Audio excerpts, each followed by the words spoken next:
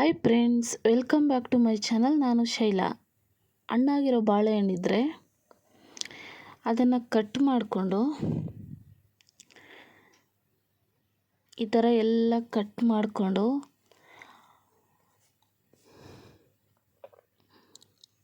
ಅವಲಕ್ಕಿ 3 ಸರಿ ತೊಳೆದು ಇಟ್ಕೊಂಡಿದ್ದೀನಿ.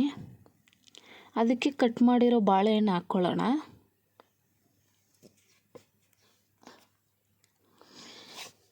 ಇದಕ್ಕೆ ಚಿಕ್ಕ ಕಪ್ಪಲ್ಲಿ 1 ಕಪ್ ಬೆಲ್ಲ,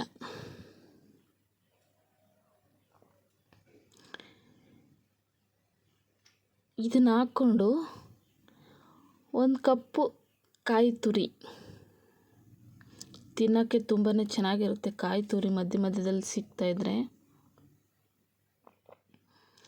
ಇದೆಲ್ಲ ಚೆನ್ನಾಗಿ ಮಿಕ್ಸ್ ಮಾಡಿಬಿಟ್ಟು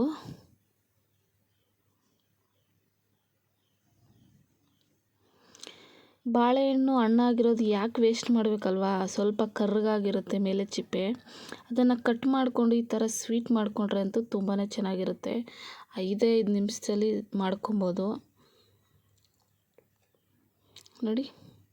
ತುಂಬಾ ಚೆನ್ನಾಗಿತ್ತು. ನೀವು ಒಮ್ಮೆ ಮನೇಲಿ ಟ್ರೈ ಮಾಡಿ, ವೇಸ್ಟ್ ಮಾಡಬೇಡಿ ಬಾಳೆಹಣ್ಣನ್ನ. ಇಷ್ಟ ಆಗಿದರೆ ಸಬ್ಸ್ಕ್ರೈಬ್ ಮಾಡಿ, ಶೇರ್ ಮಾಡಿ, ಲೈಕ್ ಮಾಡಿ. Thank you.